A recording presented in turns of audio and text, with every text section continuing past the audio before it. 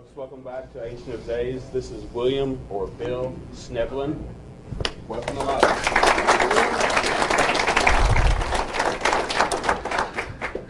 Well, thank you. It is great to be here and exciting in sunny Roswell. Tonight I'm going to be speaking on the War of the Worlds, and I mean that in a spiritual sense. Essentially UFOs, Masonry, and Satanism and the occult social order. And the reason I got tapped for doing this is because I have a background that's rather extensive in the occult and in Satanism and things of that nature. Next slide. This is our ministry, by the way. This is our little plug real quickly. Our website is withoneaccord.org if you want to look at some of our documents and what have you on there. We have a ministry that's involved in helping people get set free, and we also, of course, preach the gospel and do apologetics against cults, of which obviously the UFO thing is a major thing. Okay, next slide.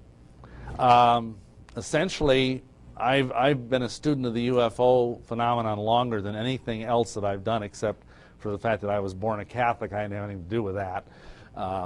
So I've been involved with it on and off ever since 1963.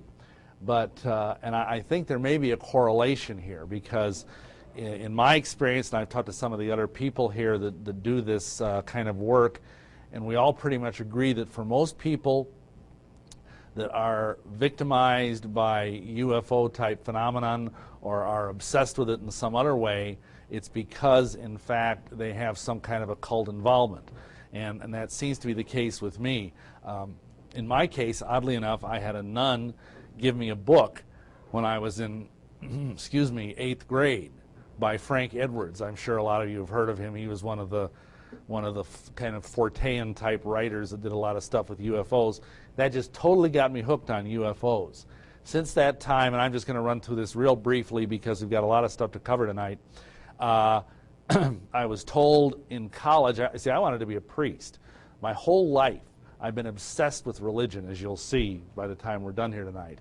But how many of you realize that religion is not necessarily what Yeshua, Jesus, is all about? He's about something entirely different from religion. But in my case, when I was in minor seminary, I had a professor tell me that I should do the same thing that Jesus did, which is to study the occult, because I was going to be a priest. And in Catholic doctrine, there's this idea that a priest is another Christ. And so therefore, I went and started reading books on the paranormal, books on ESP, on UFOs. And by the time 1968 rolled around, I was a sophomore in college, I'd been initiated a first-degree witch. In 1972, I was ordained a spiritualist minister and a medium. I was trained as a medium with the Alliance of Divine Love. I became a Druidic high priest in 1973, July. I became a Wiccan high priest in September of that same year.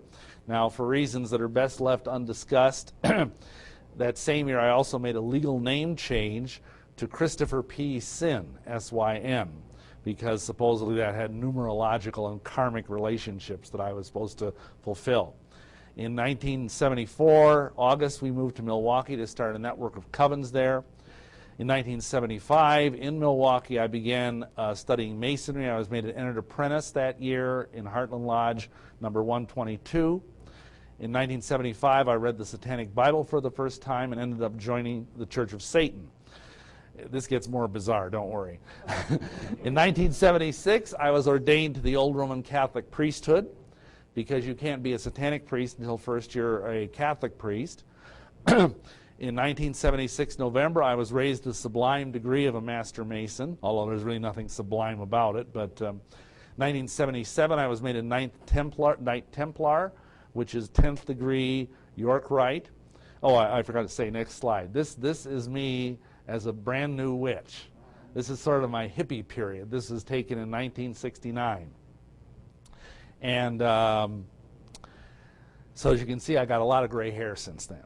And believe it or not, most of this happened all in one night, and if I have time, I'll tell you that story.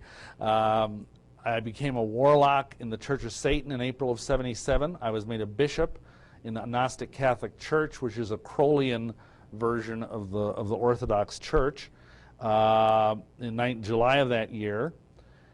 In 1977 September, I was created a 90th degree Mason in the Rite of Memphis Mitzrayim. I was also brought into Voodoo that year.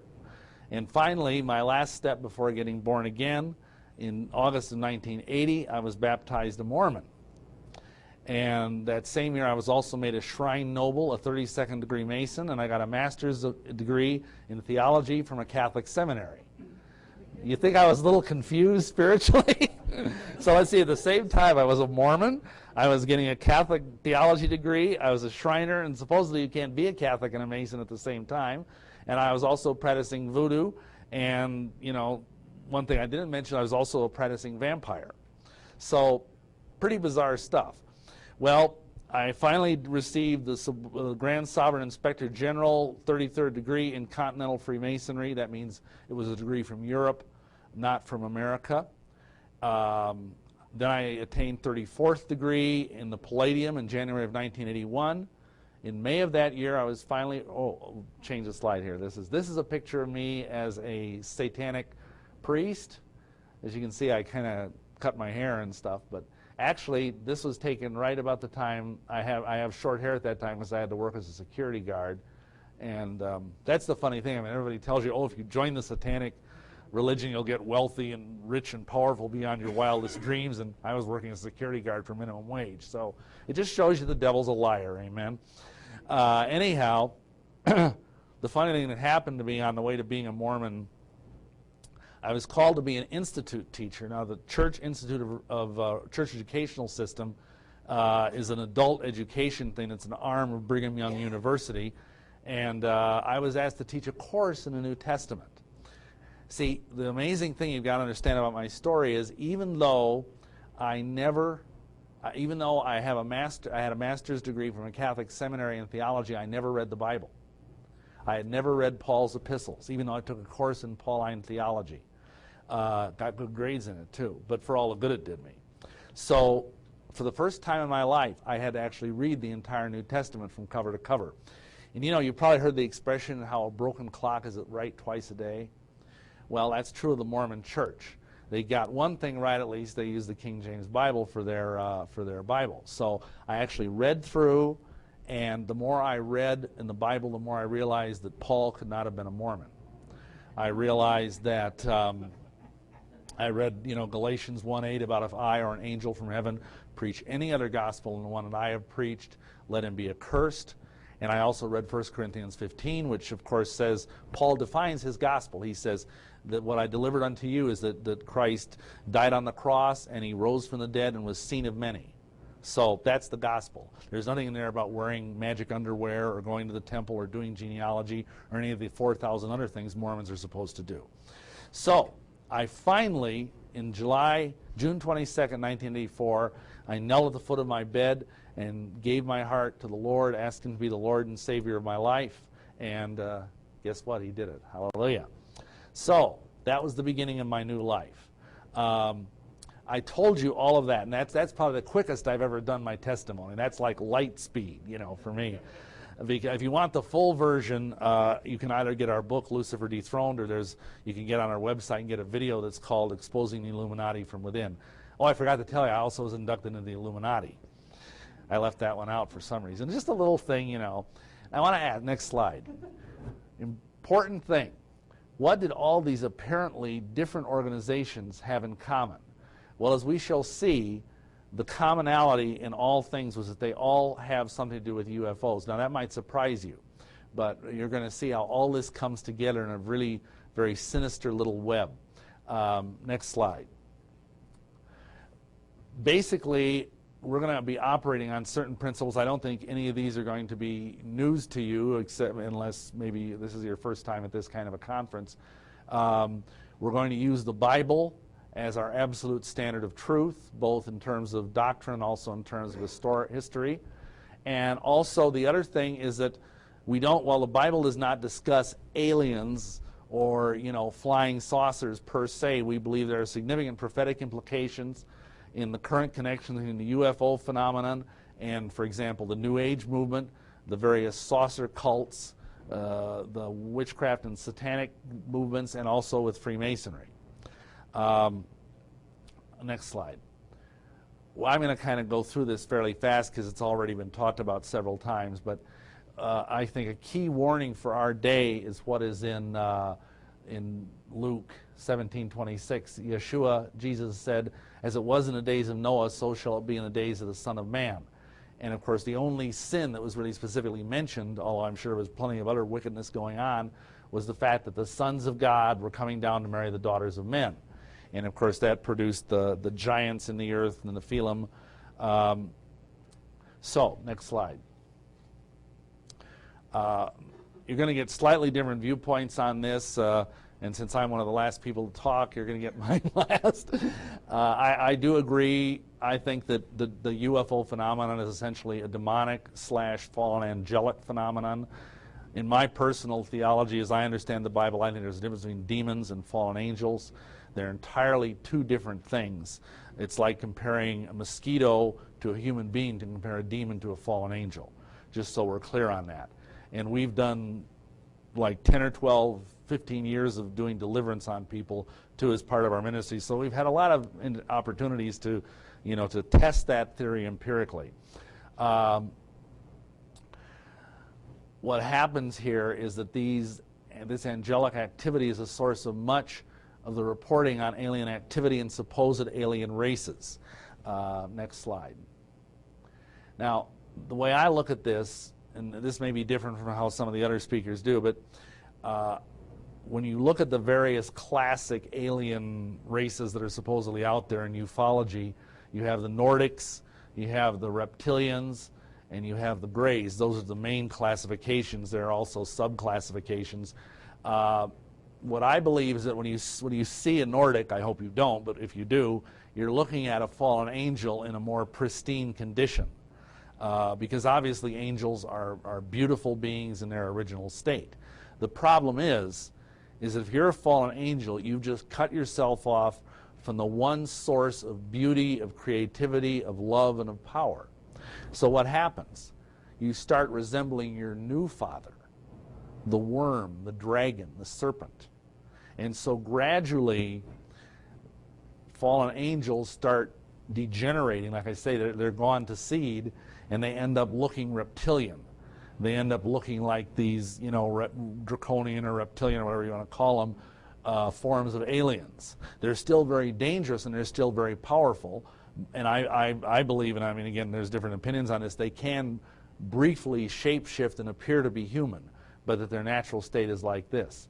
In terms of the Greys, who are, of course, the real famous aliens, you see these things all over town here, I think the Greys are essentially genetic experimentation of the fallen angels that didn't work out very well.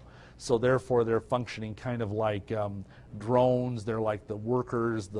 I don't think they're very smart. In my experience, they're kind of almost robot-like in what they do. So that's how I look at things. And so I think there, in my humble opinion, I think there really are, fallen angelic technologies out there. I think there are spacecraft or whatever you want to call them, aircraft, that really do exist in the physical plane. I don't think it's all just, somehow spiritual or holograms or whatever. But again, that's not a thing we need to debate. Next slide. I think behind all of this are very high-level angelic powers, because a lot of people, they think, well, okay, fallen angels, that's fine, but we forget about what Paul tells us in Ephesians 6:12. He talks about principalities and powers. Again, the word archon has been already mentioned, which is the Greek that's used in here. Rulers of the darkness, spiritual wickedness in high places. Again, this was discussed earlier. I'm not going to spend a lot of time on it. But these are beings that, again, a whole other order of magnitude above fallen angels. These are the Elohim, the gods, if you will, plural, members of the divine council. And again, Michael has already talked about that, so I'm not going to spend a great deal of time with it. Next slide. Now, I take it for granted as an operating premise that some fallen angels, or of whatever variety, are at the pinnacle of all false religious systems, promoting deception to keep people away from true salvation. So, for example, there's a principality that's over Freemasonry. There's a principality that's over Mormonism. There's a principality that is over different, UFO type groups, and and of course, it's not like these things are all separate. Satan has a hierarchy, and it might be a kind of chaotic, disorganized hierarchy. My experience with it when I was in Satanism is that the hierarchy, it's kind of like the mafia. You knock each other off, you beat each other up, and whoever gets on top, ends up winning, and that's, of course, the exact antithesis of the kingdom of heaven. But you would expect that. So I believe there's a network of these beings. You talk about a conspiracy, and I think, anybody who's literate in the Bible, who understands what the scriptures say, would be a blank fool not to say that, yes, there is a conspiracy out there. There's a conspiracy both at this level and to a lesser degree even on the physical human level. But the humans are just the puppets.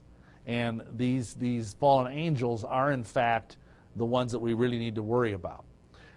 There's a network of beings that is responsible for the administration of UFO cults in general, Freemasonry, Satanism, and every other group that's out there that is a counterfeit gospel, because all these things offer a counterfeit gospel that is not of Yeshua or Jesus.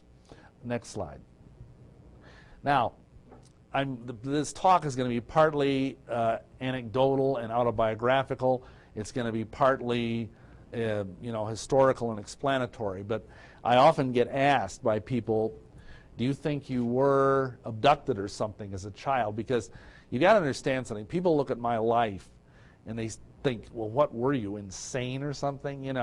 Because not many people end up, being a Satanist and drinking human blood and, snorting cocaine until it's coming out their eyeballs. It's just not the typical. When you have someone, you see, I was raised in a very nice household. My parents were devout Catholics. They were wonderful people. It was very much a leave it to beaver childhood in every sense of the word. And so people ask me, well, why did you end up being so weird?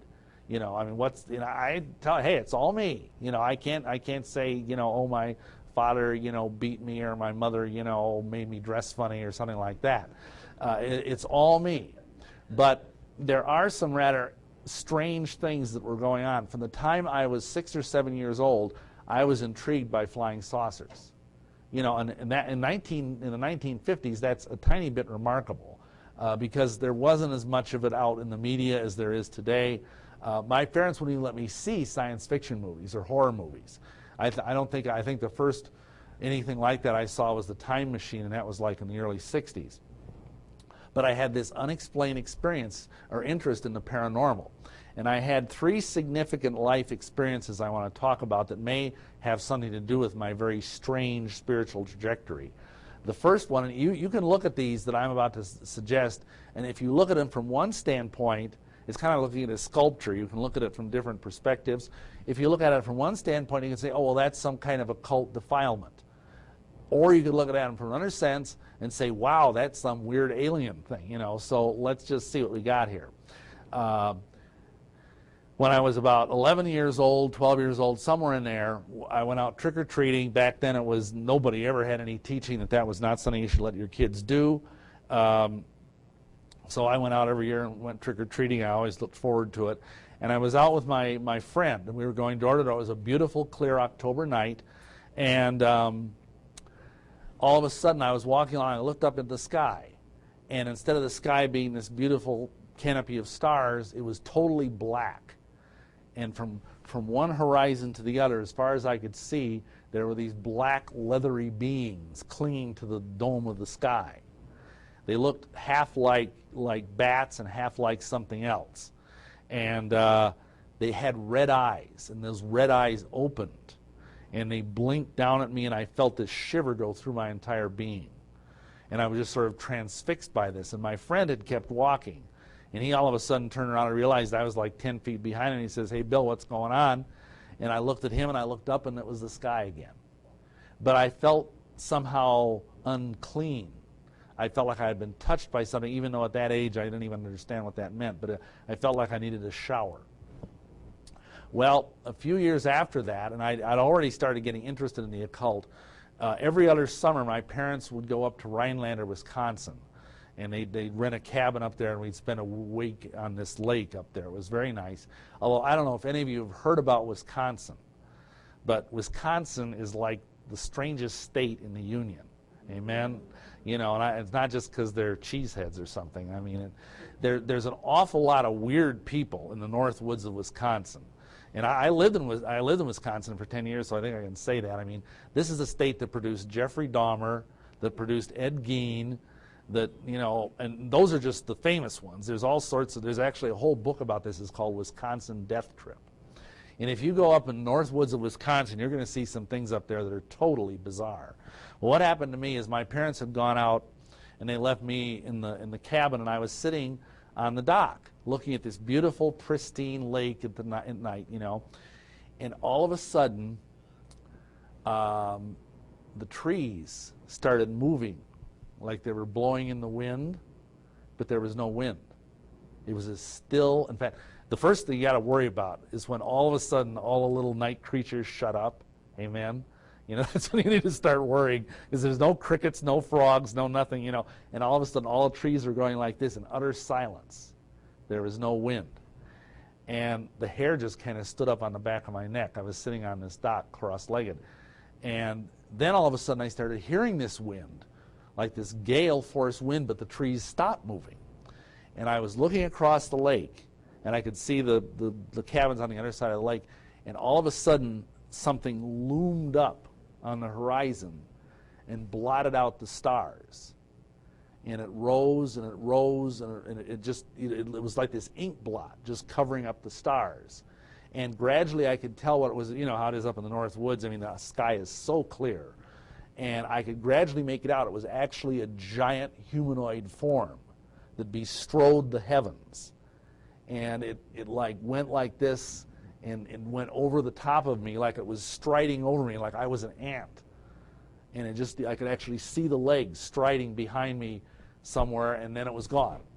And then all of a sudden the little night creatures started chirping again, and the trees stopped blowing or whatever. And I just went, what was that? You know. Later on I learned from studying in the occult that it was what they call in the North Woods either the windwalker.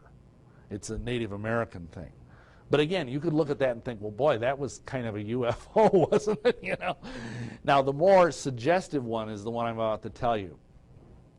Several times in my adolescent years, I would wake up and I'd be laying in the backyard of our house naked. Now, that's kind of weird because I slept with pajamas on.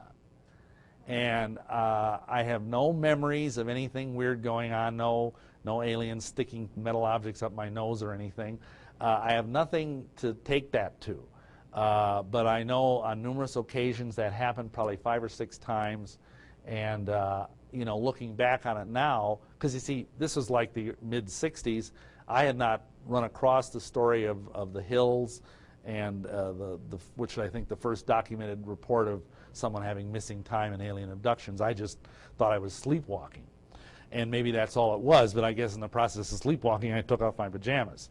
So anyhow, that was I think, something that might have brought me into this realm where I started looking for weird things. Next slide. Basically, I went to college. I already kind of told you how I got involved with witchcraft. And part of we met this man, quite an extraordinary fellow.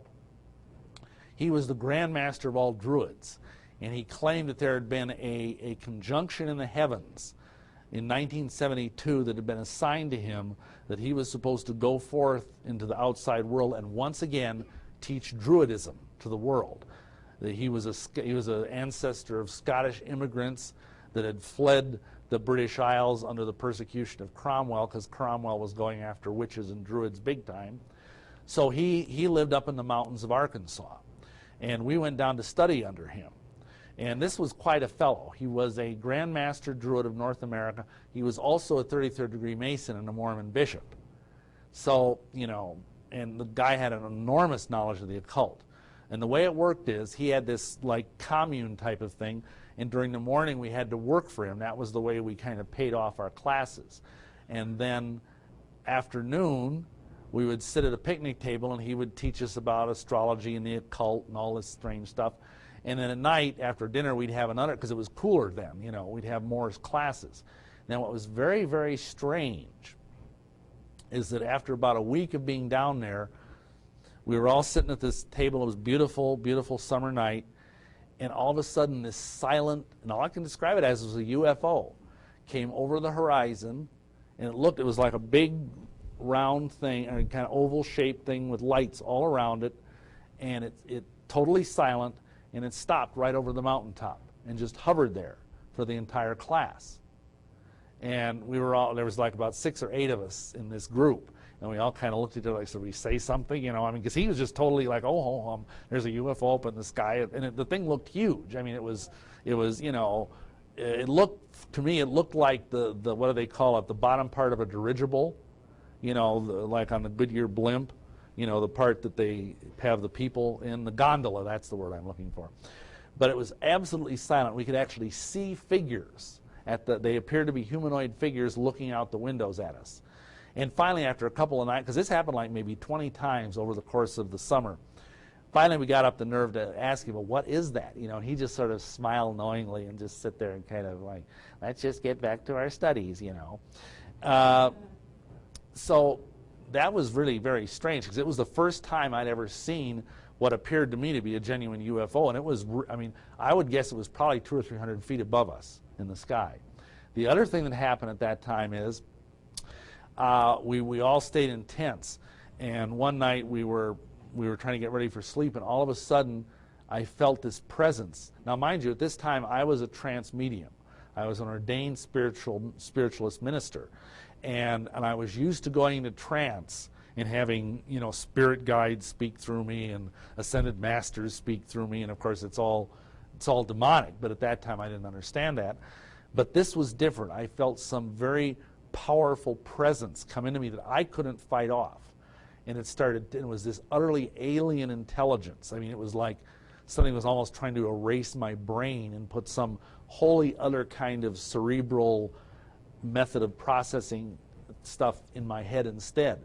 And my wife, well, at that time we weren't married yet, Sharon, she realized something was going on, and she started trying to use all of this magical stuff to throw it out. And finally, you know, she loves telling this story. One of many times she saved my life, I think. She jumped on top of me, pulled out her anathema, which is like this witch dagger, and she stuck it at my throat. And she says, basically, you've got one choice, what's ever in there. Two choices, either leave or I'm going to cut his throat, and you won't have a body anyway. And so the thing just whoosh like that, and it left. And I felt totally drained by it. And that's when I got my first gray hairs. So what was that? It could have been just an attempt at possession by a very high-level demonic being, or it could have been something else. Next slide. After that, we moved to Milwaukee because we had 80 people that wanted us to teach them how to become witches. So we went there and got an apartment. 1 week later, got firebombed out of our apartment. At this time, you'd start thinking, don't you think some intelligent person would maybe figure out you're on the wrong path here, you know? I mean, you try to get demon-possessed, you get a firebomb thrown in your window, you know, duh. But I didn't get it. And I was also functioning as a trance medium at that time. I'd give readings for people. We were involved with Freemasonry at that time. Also ceremonial magic, and I don't know if you understand, ceremonial magic is what is called high magic. It's kind of like, if you've heard of the difference, like in the Anglican Church, they talk about high church versus low church. Well, high magic is where you get to wear, remember that robe you saw me in a few minutes ago in that one photo? You wear real fancy robes, you have incense burners, you have candles, you have, you know, all of this stuff, and you do very elaborate, some of the rituals take 6 months to perform, things like that. We were also very much into Aleister Crowley. I don't know, probably a lot of you know who he is, but he was basically the leading ceremonial magician and Luciferian occultist of the 20th century. We're into Enochian magic. Now, that doesn't have much to do with the Book of Enoch. That's a magical system that Dr. John Dee, who was the original 007. Did you know that? Dr. John Dee. He was a secret agent for Queen Elizabeth I, and his number was 007.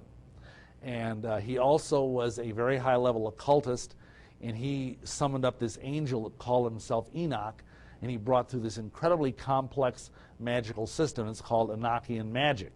And just to show you how powerful this stuff is, the whole last third of the infamous Satanic Bible is made up of Enochian calls, which are the 19 calls or keys of the Enochian system. And they're very, very dangerous if you know how to use them.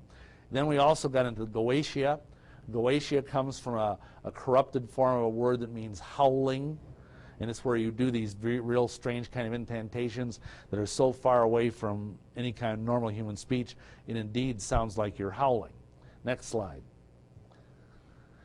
Anyway, these wonderful spirit guides that I trusted so much, one night in January of 1978, they told me I was to go out at midnight, this is in January, mind you, in Wisconsin, to a nearby park and wait for a UFO. And I thought, well, this is interesting, you know, because, of course, we'd had that experience down in Arkansas, and I was still very interested in UFOs at this time. So I was obedient to the heavenly vision. I went there to the park and got out of my car and walked down to where I was supposed to be. And a large oval ship, it didn't look like the one I'd seen in Arkansas, but it was sort of a vaguely similar design, hovered over the park, came in, and the light just, and this was like, you know, after midnight, the light just suffused the whole park, and I remember it kind of burning into my brain, and that's all I remember, except in kind of a dreamlike way. And you know what was very strange about what I remembered?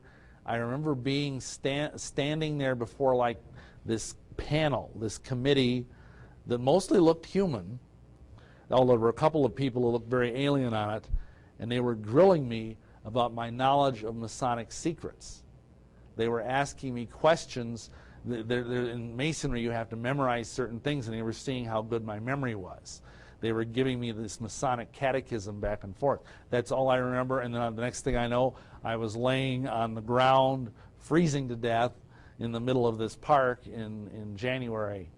So, you know, now that's probably the closest thing I've had to actually some sort of a UFO thing up to that point. Okay, next slide. I mentioned Aleister Crowley. We're going to talk about him more now. This guy wrote very copiously, but this is the most pertinent thing. He said there are beings of intelligence and power far beyond, of a far higher quality than anything we conceive of as human. They are not necessarily based on the cerebral and nervous structures that we know, and that the one and only chance for mankind to advance as a whole is for individuals to make contact with such beings.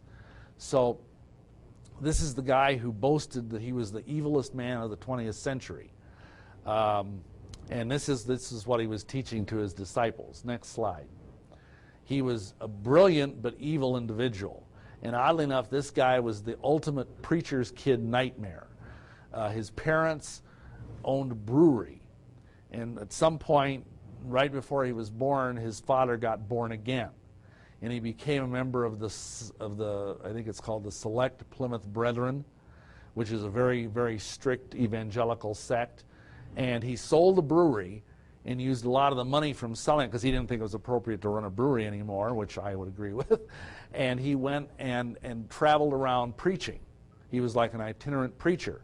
So little Edward Alexander Crowley, which was his birth name, was raised by his mother. And his mother was very, very, let's just put it this way, she could have really benefited from a high colonic. Very, very strict. And any time he would disobey, and let's face it, kids disobey, you know, that's what kids do sometimes. Finally, she started saying, "You're such a disobedient child, you're like the great beast." And so she started calling him the great beast. I mean, talk about negative reinforcement, amen? So when Crowley grew up, he took that as a badge of honor. And when he went to Cambridge, one of the first things he did was he got a toad from the biology laboratory, baptized the toad, by immersion no less, as Jesus Christ, and then crucified it upside down. And that was his way of basically spitting on his parents' religion. And since that time, he basically went on and started drinking and carousing, and then he found the Golden Dawn, which was the consummate occult society of 19th century England. And he joined that, and from there he basically went on to become an extraordinary occultist. He was a poet, a mountain climber, and he could play 8 chess games blindfolded and win. He was also the leading ceremonial magician of his day and a Luciferian.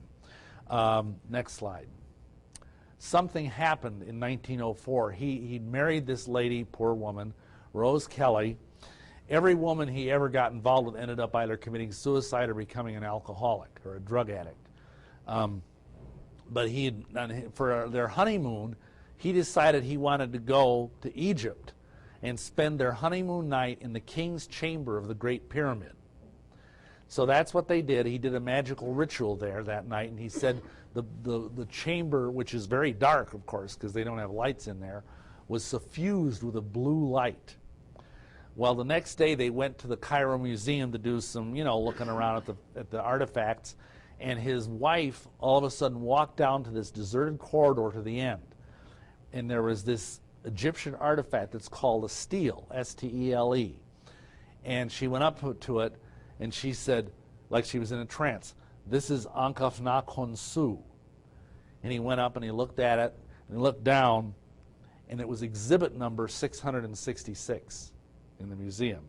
And he had this epiphany.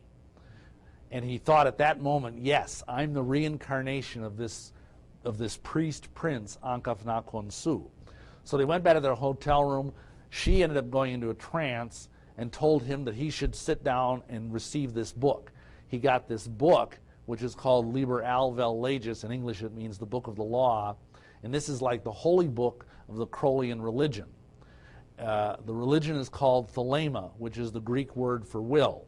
And it's cardinal, just like, like in Judaism you have the Shema, Deuteronomy 6:4, and in Christianity we have the Golden Rule. Well, the total thing of Thelema was, do what thou wilt shall be the whole of the law, love is the law, love under will.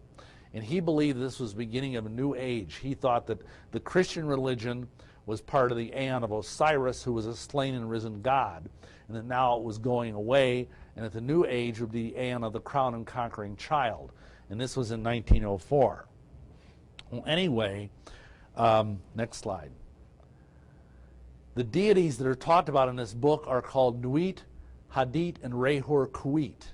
And Nuit is a star goddess, Hadit is like her consort, and Rehur Kuit is the hawk-headed god of war. He's often known as Horus, if you're familiar with Egyptian mythology. And Crowley was one of the first magicians to openly talk about gods from other planets or galaxies. In the course of what he was doing, he did what was called the Amalantra working. Next slide. In January through March of 1918, he did one of these very, very elaborate ceremonial magical workings in Central Park West of New York City. And at least one intelligence was brought into physical manifestation. In other words, this being appeared via a magical portal that they opened. They believe they opened the very fabric of space and time and allowed this being to come through. And this is a portrait by Crowley taken from life of what this being looked like. Next slide. Does that look a little familiar? I mean, it's really, the eyes are a little different, but it's very, very similar to the classic gray, alien. This entity identified itself as Lam, L-A-M. Next slide. And this is stuff this guy is Aleister Crowley's successor, Kenneth Grant. Crowley died in 1947, and he is now the outer head of the order of the OTO, which is an occult order, Ordo Templi Orientis, that Crowley was made the head of. And according to him, Lam is a link between the star systems of Sirius and Andromeda. Lam is the gateway to the void. Notice that. It's number 71, and that's in Gematria, which is the Hebrew numbering system, is 71. That's the number of no thing. Lam is a great old one whose countenance is recognizable in all accounts of UFO occupants. Lam has been invoked to fulfill the work set afoot by Aiwass, as a reflex of Aiwass. Now, Aiwass is the being that dictated the book of the law. He's supposedly like the John the Baptist of the new aeon. Aiwass is a spirit. He's not a human being. Excuse me, next slide. Now, 1 year before Crowley died, and oddly enough, he died in 1947, the year of the Roswell crash, two of his disciples, L. Ron Hubbard and Jack Parsons. Have you heard of L. Ron Hubbard? Sure. The guy that founded Dianetics and Scientology.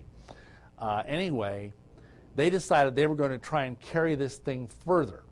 And they did what was called the Babylon working in 1946 January. And again, this is right before the birth of the flying saucer with Kenneth Arnold and the Roswell crash just a year before that. They did a further magical working, and they called it the Babylon working. And the purpose of this was, in fact, to invoke the Scarlet Woman, who was supposed to be the consort of the beast. Next slide.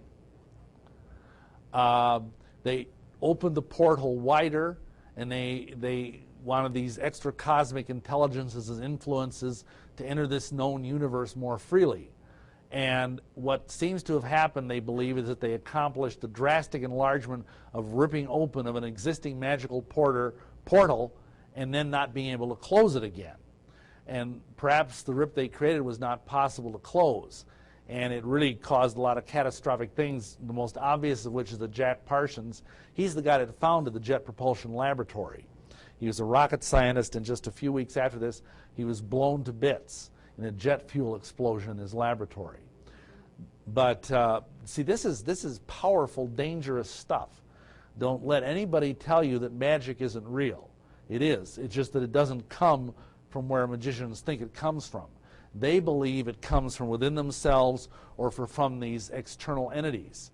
Actually, it comes from the demonic realm, and it's totally deceptive. Okay, next slide. Today, some Crowleyite OTO-type groups believe that attracting this LAM consciousness is the best way of facilitating the growth of the Lucifer gnosis in human evolution. Now, I think you heard Michael before talk about gnosis and Gnostics. That basically means knowledge. Gnostics are people that believe you're saved by secret knowledge. And so what they're saying here is that if you want to achieve the knowledge of Lucifer, you need to get in touch with this LAM consciousness. Now, according to Kenneth Grant, here's what you have to do. Acquire a portrait of LAM, gaze intently at it, especially on its eyes. Kenneth Grant says this: to gaze into the eyes of this entity is to invite potent contact. One feels an immediate sensation of lightness, of weightlessness, then a sensation of falling, of being sucked into a vortex. Next slide. Now, I'm sure some of you realize that is also reported about the gray aliens. That if you look in their eyes, you kind of go off somewhere, you feel weightless, you feel, like you're sort of caught in cotton candy, you lose all sense of time and space. It's apparent there's a strong connection between these LAM entities and the gray aliens. Does this mean that LAM and the grays are essentially the same sort of entity with the same agenda? And I would ask this: are the grays being used to further a Luciferian agenda through varieties of black magic and black science? Let me explain what I mean by those two terms. Black magic is obviously more familiar, but in the occult, black magic is magic that is worked for selfish or evil purposes. That's how it's defined. White magic is magic that's used for good purposes, like healing someone or helping someone get a job or something like that. Actually, both black and white magic are evil, but, they're both forbidden by Yahweh God. Black science, though, is something different. Black science is my term. I don't know if I coined it or not, but it's a term I use in my book, Space Invaders. It refers to science that is unorthodox. It's not supposed to exist. Probably some of the things such as Stan Dale was talking about. I'm not saying it's evil science. I'm just saying it's science that is outside the normal pale, and that most scientists would deny it even exists. Okay, next slide. There's another strange piece to this puzzle, and some of you may have heard of him. Howard Phillips Lovecraft died in 1937, born in 1890. He is the author of some very strange, they're hard to classify. They're not science fiction exactly, they're not horror exactly, they're not fantasy exactly. But they're very, very disturbing books. He was born in an upper middle class family in Providence, Rhode Island. He had a lonely childhood, and as a result, he read voraciously. Gee, that sounds like me. I was an only child, by the way. That might go a long way to explain some of my weirdness. You know, the unique element in this guy's stories is how he blended horror, fantasy, and science fiction. Originally, he wanted to be an astronomer. He wrote, his first story was called The Hound, and he wrote it in 1922. His stories are all subtle, chilling, and very disturbing. Of course, he was writing, you know, like 80 years ago. So his tales are all very discreet. I mean, it's not like you're reading a Stephen King novel where there's blood gushing everywhere or sex or violence or anything. He talks about unnameable horrors and things like that. But he achieves some very, very chilling effects nevertheless. He eventually began writing full-time, and his tales began appearing in the magazine Weird Tales, which was like a pulp magazine, back in 1923. This man never married and spent most of his life as a recluse living with his maiden aunts. With lushly purple prose, Lovecraft created a cosmos full of supposed elder gods and great old ones, who were allegedly old when the God of the Bible was young. So these are very, very ancient beings. And what supposedly happened in his worldview is that there were the great old ones, and the elder gods came along and tricked them into trapping them in another dimension. And the elder gods are supposedly good, and the great old ones are supposedly very evil, but they're actually beyond evil and good. Next slide. This slide I got off a website about Lovecraft because we conjured up one of these deities once, and it towered over Lake Michigan. It towered over the Marine National Exchange Bank, which is like 50 stories high. And that, oddly enough, caught very much what it looked like. They're shapeless things. These are the main deities in his system: Yog-Sothoth, Azathoth, Nyarlathotep, Thulhu, Ithaqua, Shub-Niggurath, and Dagon. Of all of these, one is one you might recognize from the Old Testament. Dagon was a god of the Phoenicians. He's a fish god.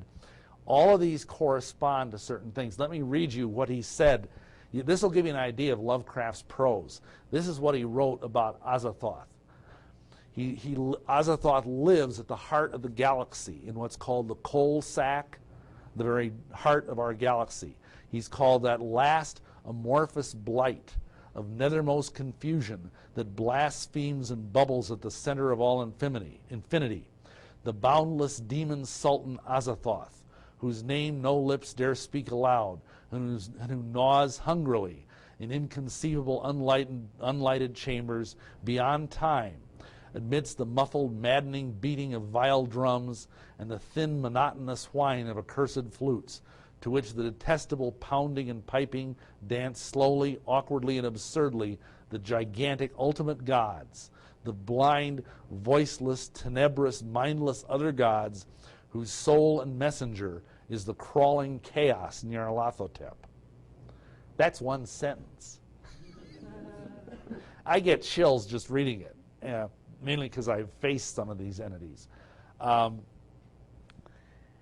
Nyarlathotep figured very prominently in an experience I had.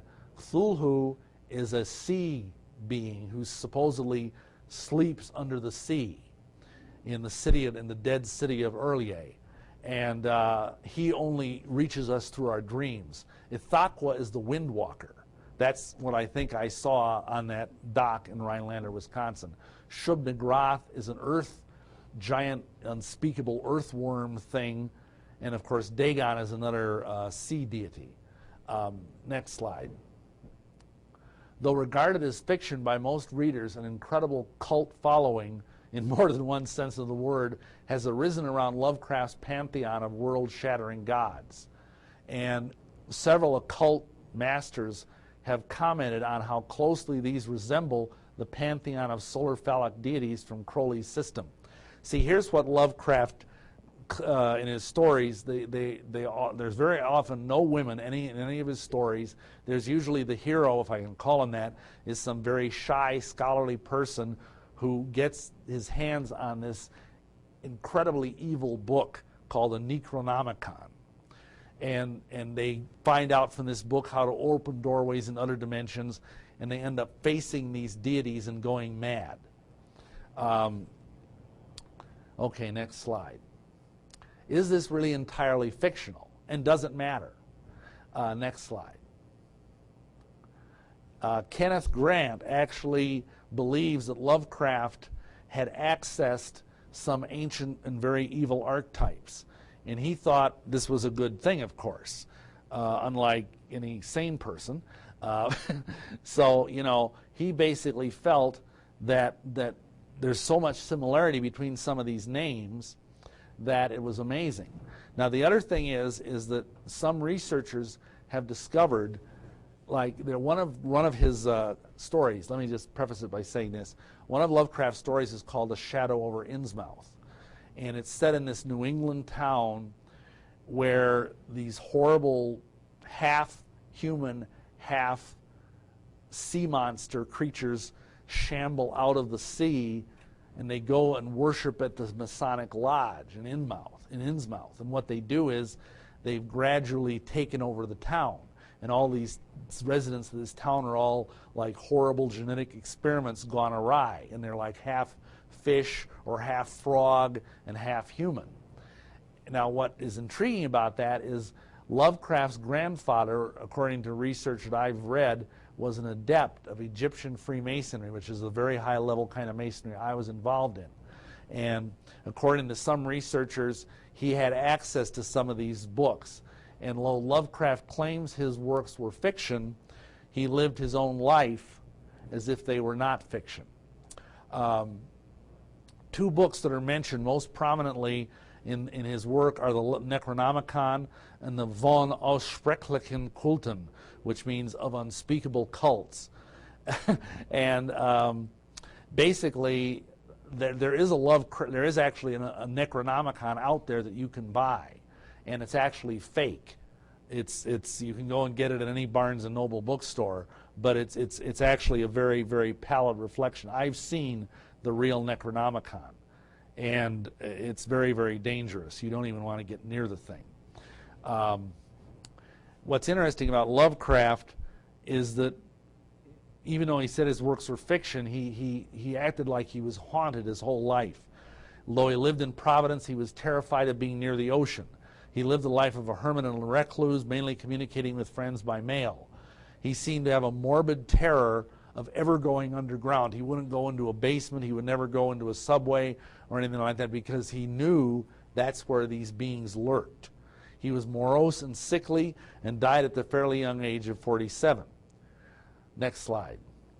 But how does this all fit in with UFOs? Well, for the first time in fiction, Lovecraft was portraying transdemonic entities as if they were science fiction characters from distant space or time.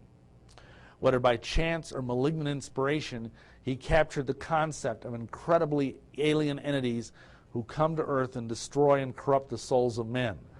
Next slide. This was a spiritual war of the worlds, and it's actually very close to the truth. Again, if you read abduction literature, quite often you'll see where when people are confronted by the Greys or whatever, they're paralyzed with fear. They're paralyzed with terror.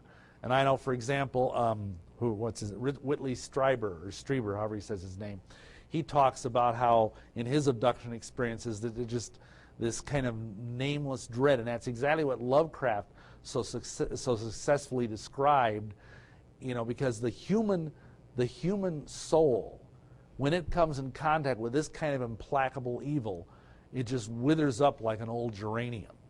And I did this kind of magic. It's called Trans-Yugothian magic, because in Lovecraft's system, the planet Pluto is called Yuggoth. And this magic comes from beyond our solar system, so it's called Trans-Yugothian magic. And I'll tell you, it's the most dangerous stuff I've ever done. Next slide. Like the Greys, I kind of talked about this, the great old ones can inspire unspeakable terror in those who see them.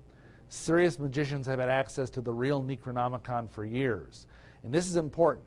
Necronomicon rituals are designed to open portals or gates to allow the great old ones to pass into our universe. And notice again, like Crowley, he died in the year 1947. Is that a coincidence? I don't know. The interesting thing is, even this bogus Necronomicon, it has some fragments of the real one in it. When it first came out, it came out in a limited edition of 666 copies. And the occult bookstore in Milwaukee had one on the shelf. And they sold it to a fellow who was a very advanced ceremonial magician. He took it home that night, and his little girl, 3 years old, went in the bathroom, locked the door, cut her wrist with a razor, and killed herself. So he took the book back. This just illustrates the power of this book. The next guy that bought the book, he took it home. He lived in a high-rise over Lake Michigan, and as soon as he walked in the door, he had this beautiful black cat. The black cat took one look at the book, went like that, started running around in circles as fast as it could, just like a black streak, and then it just went out the window, smashed through this tempered glass window, and fell 30 stories to its death. He took the book back. Guess who bought it next? Amazingly, I'm still here, you know.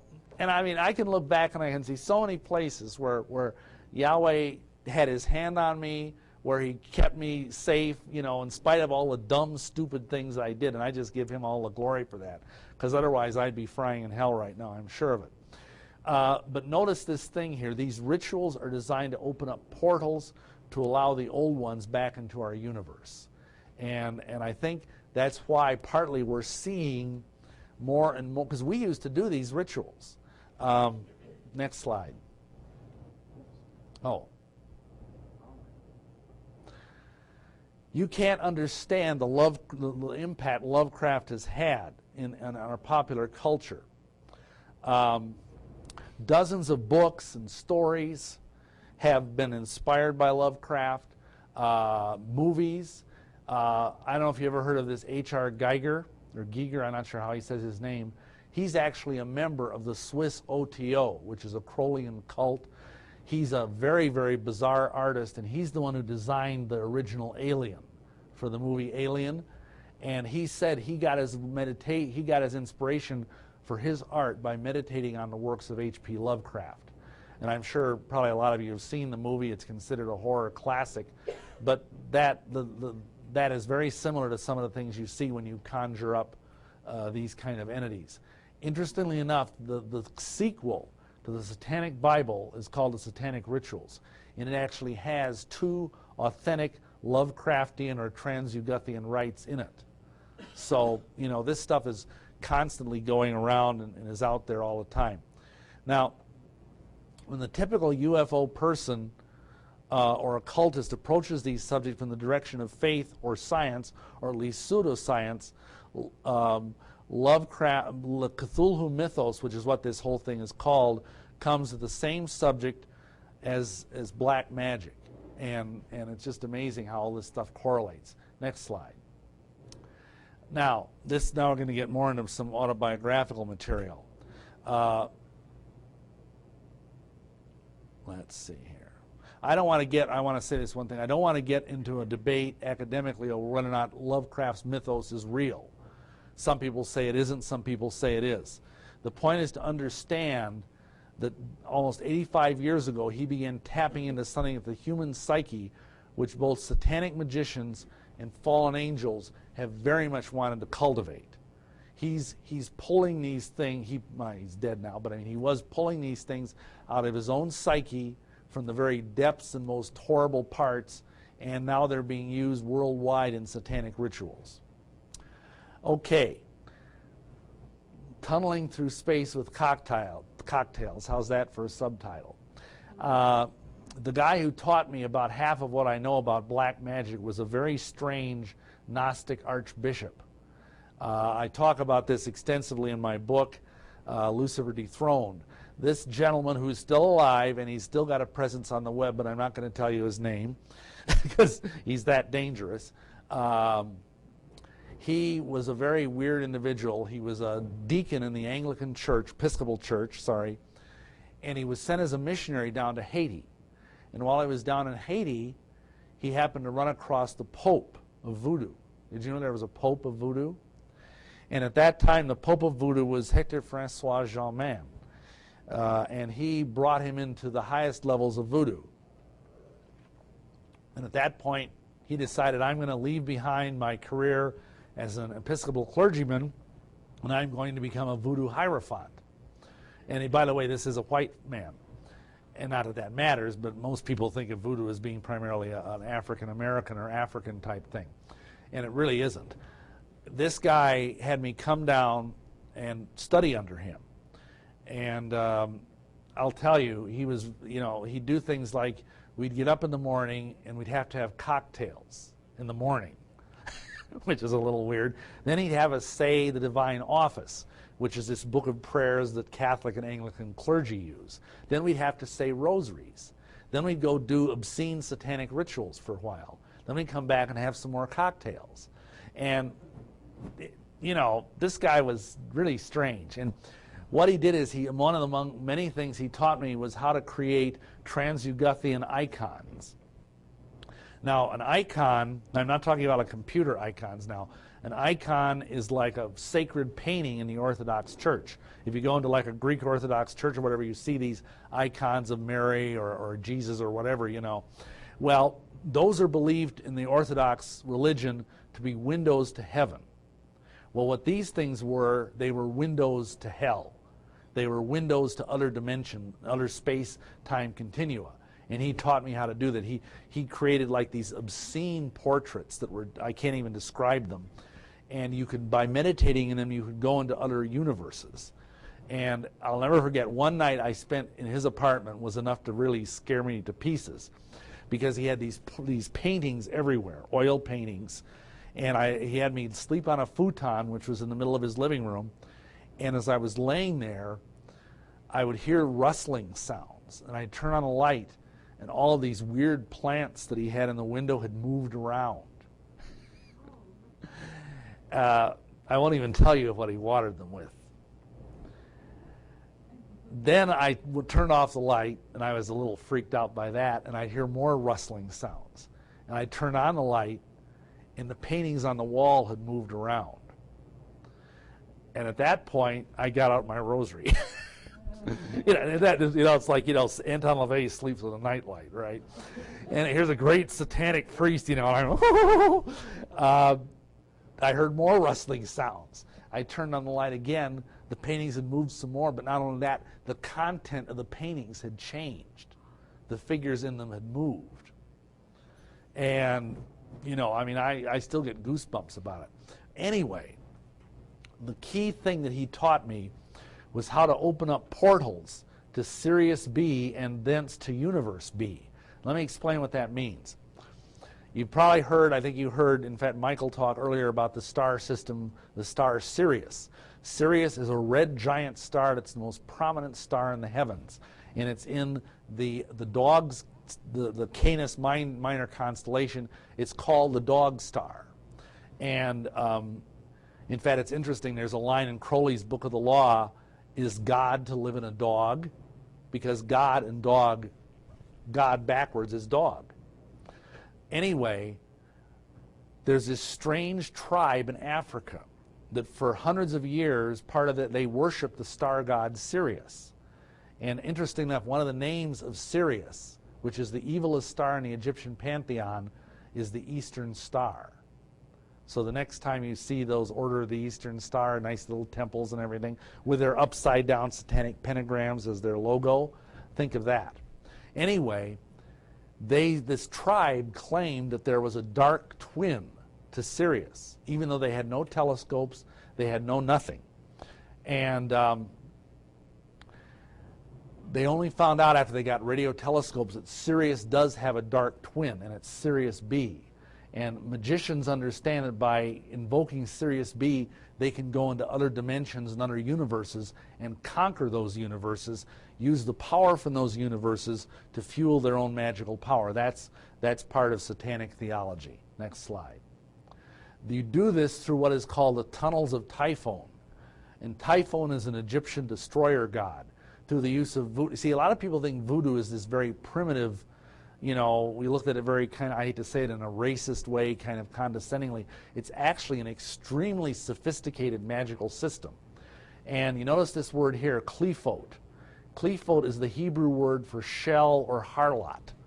And this is the backside of the Kabbalistic tree of life. And it's the evilest part of all Jewish mysticism. And naturally, dummy me, I was invoking it. You travel through these tunnels of Typhon into other dimensions through non-Euclidean geometry, and we used applied evil and terror as energy constructs. I was taught how to perform masses to star gods and crystalline intelligences from other galaxies in order to gain more and more power. See, this is like a weird blend of Satanism and science fiction. And I guess that's what I want you to get off of this. Next slide. The other thing we did is he taught me in voodoo there is a thing called the loi. These are like the great old ones of voodoo from an African perspective. And you see here this very strange, this is what's called a veve. And if you've ever looked at documentaries about Haiti and voodoo, they draw these either on buildings or they draw them with flour on the ground. They're extremely elaborate and they're used, this is like the veve of Dambala, who's one of their main deities. Next slide. Now isn't this interesting? This is they call this Bois, Grand Bois des Îles, which means the great forest under the sea. And I learned from this guy that this is Cthulhu. This is their icon of Cthulhu. And notice how much it looks like an alien, a gray alien. Next slide. Now, this is my last autobiographical experience. Well, not quite. This was very illuminating. And I'll leave it to you whether this is actually something that happened in as an alien abduction or was a satanic ritual. I was home alone in my parents' house. My wife didn't come with me. I was visiting them. I was asleep in my bed. All of a sudden, I was carried out of my bed, thought I was dreaming. A lot of UFO abductees think that. I was carried up through the roof into outer space. I went through hundreds and hundreds of thousands of miles of space out to one of the moons of Saturn. When I got to the moon of Saturn, I was placed down there, and there was this man who was one of my mentors in real life, an luminous mentor, and he said, "Welcome to the Cathedral of Pain." I wasn't sure I liked the sound of that. There was this giant black obsidian, very obscene-looking building, unlike any, I can't even describe it. I tried to paint it once, and it didn't even come out right. I was led into this. Inside of this cathedral, the walls, instead of like stained glass like you might see in a normal cathedral, there were these like giant aquariums. And this ghostly blue light from these aquariums illuminated the cathedral. And floating in these giant tanks were hundreds of mutilated naked human bodies. Hundreds of them. Children, adults, men, women, didn't matter. And I was led up to this altar, and I was made to be strapped down on this altar. And all these people came out in black robes, and they were chanting in French. Blasphemous things. Don't ask me why French, but they were. And then all of a sudden, on this throne in the distance, which I hadn't noticed before, this being started manifesting, scintillating. And it appeared part of the time to be a goat, a giant goat. Part of the time it appeared to be a winged bull, and part of the time it appeared to be a, did the screensaver go? Oh, there we go. And part of the time it appeared to be a beautiful blonde man. And this being came down to where I was laying strapped on this altar. I wasn't feeling too good about this. And he had these giant talons. He was like 20 feet tall. And he took one of his talons and he buried it in my forehead, right in my third eye. And I felt this searing pain. You can still see the scar. And it was like my whole brain turned into white-hot pain. And he said, "Now you belong to me, body, soul, and spirit." And then he pulled his hand out, and at that moment, like a thunderclap, I was falling back to earth at the speed of light, and I landed in my backyard in a mass of flame and lightning. And at that moment, oddly enough, what came to my mind are the words, oddly enough, of Jesus, where he said, "Behold, I saw Satan fall like lightning from heaven." And the ground was actually smoldering around me. The lawn was this big mass of burned grass. And I just staggered back into the house and had the world's worst headache and fell asleep. And fortunately, my father didn't think to ask me why there was a big burned thing on the lawn the next day. Now, what was that? Was that an alien abduction? Was that a satanic initiation? You decide. Next slide. Finally, the Mormons have been mentioned a couple times, and I don't want to let anything I'm saying here be taken as that I'm attacking Mormons. Most Mormons are wonderful people, but a lot of them, if you know them, are obsessed with UFOs. If you look at the original story of how Mormonism started, Joseph Smith claims that he went off to pray into this grove that now Mormons call the Sacred Grove in upstate New York, near Palmyra. And he claims, now listen to this, not with the eyes of faith, but with the eyes of a UFO person, someone who's into UFOs. He claims that as he was kneeling and praying and asking God for wisdom about what church to join, all of a sudden this column of light came down from the heavens, and he felt enveloped by darkness. He felt like he had no energy, like he couldn't even cry out, and he felt as if he was almost going to suffocate in darkness. And then all of a sudden, from out of this light, two beings appeared, glowing in white. And they looked identical, and one being said to the other, "This is my beloved son, hear him." And the other being told Joseph Smith not to join any church, but rather to wait for further instructions. I'm paraphrasing here. Now, you could say, well, that was a heavenly vision. Or you could say, were those two UFO nauts? It's interesting, because there's a lot of science fiction elements in Mormonism. For example, how many of you realize that Mormons teach that the God of Mormonism, Heavenly Father, is actually an extraterrestrial being?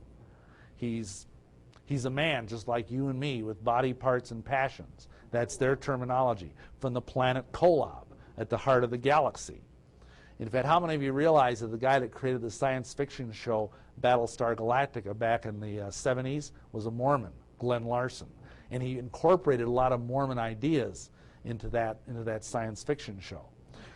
Joseph Smith claimed he had seer stones, which looked like this, and he could put them on, and they were universal translators. He could translate any language, any ancient language, didn't matter. Faithful Mormons are also taught that they will get their own star systems someday, where they will reign over their own star systems as gods and goddesses.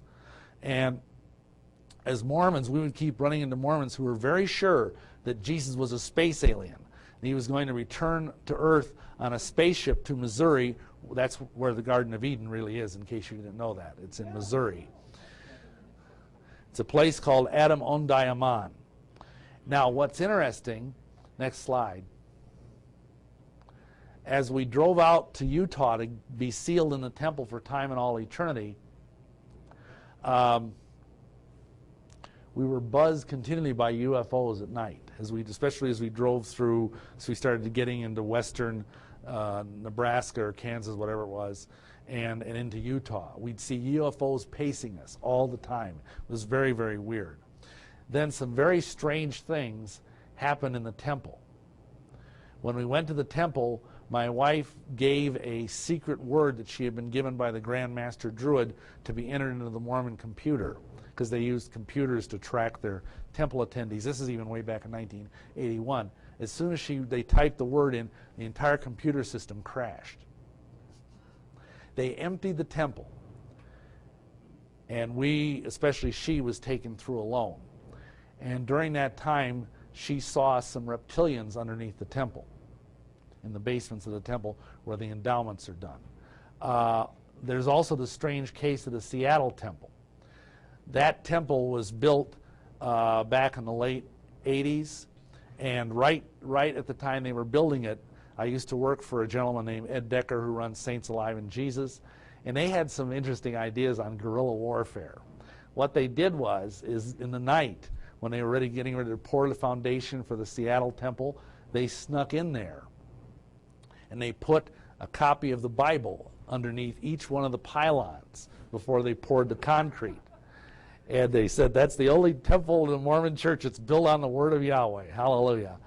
Well, then they ended up, and then you know what they did to make matters worse? They waited until the temple was about 90% done, and they called them and said, guess what we did? Nah, nah, nah, nah. Anyhow, you got to love these guys.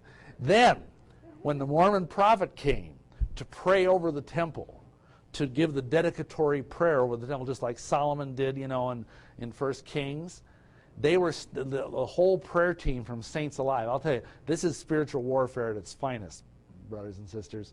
We're up on the hill praying against him and binding all the false, lying, and deceitful spirits. Now, you got to understand something about Mormon temples. Mormons believe that they do work for the dead, and that if they baptize like their dear departed grandmother so they can become Mormons in the spirit world, that often these people will come from beyond the grave and manifest and tell them, oh, thank you for helping me to get into heaven. Thank you for helping me become a Mormon here in the spirit world. Thank you for letting me out of spirit prison. Well, you know what? In this temple, these people, nice Mormon people, were seeing lizards 6 feet tall running down the corridors of the temple. It was like the demons were not able to deceive. They were being seen for what they really were, whether they were fallen angels or whatever, I don't know what they were, but we had many women, especially women have more sense about these things than men do, amen?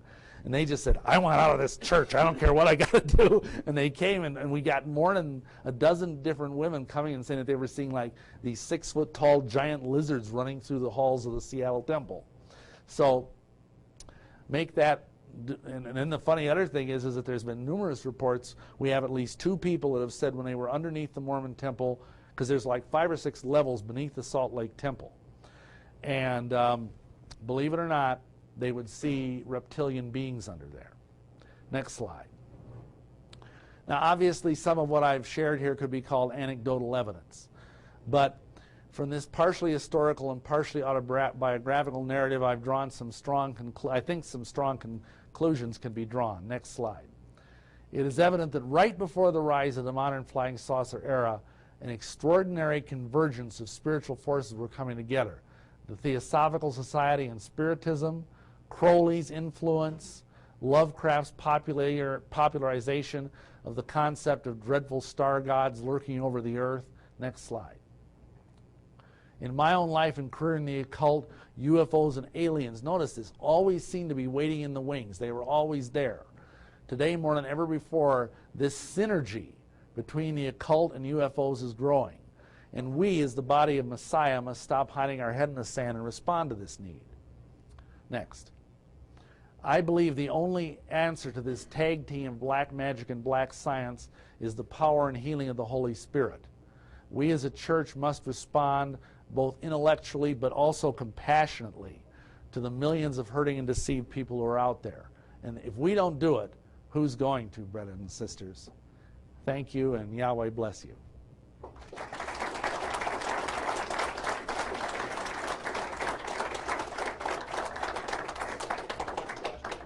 Yeah, if you have time. We'll start 5 or 10 minutes late on Patrick.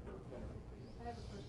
Yes. Baptism of the dead and the living, what does that do and what is that for? The question is, what is the baptism for the dead in the Mormon church? They believe that everybody who dies without hearing the Mormon gospel is basically put in a holding pattern in spirit prison, in the spirit world.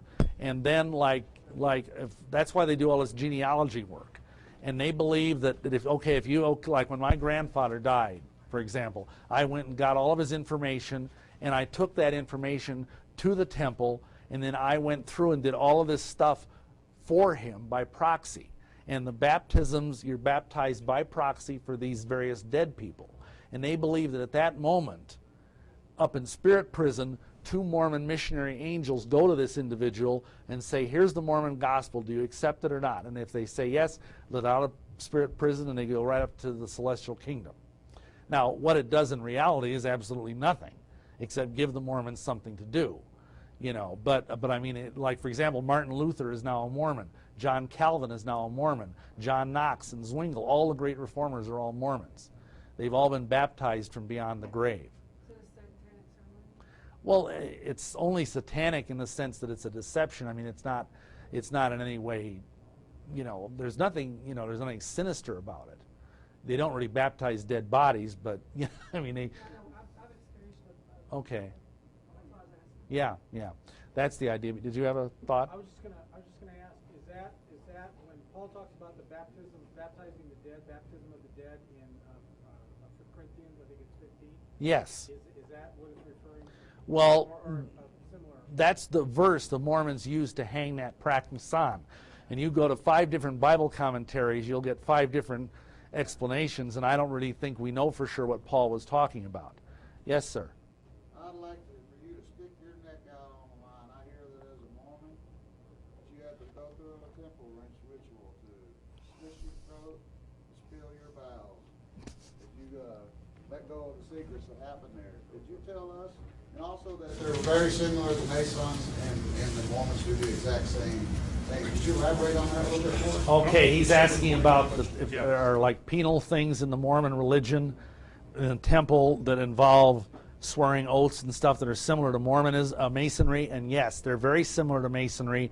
You like for the first sign of the Aaronic priesthood in the temple is you go like this. That's also the dew guard or the penal sign of the entered apprentice, which is the first degree in Masonry. Now, just since we wrote our book, Mormonism's Temple of Doom, back in 1987, the Mormons cleaned up their temple rituals a little.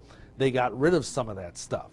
But back before, it was 91 that they made the change.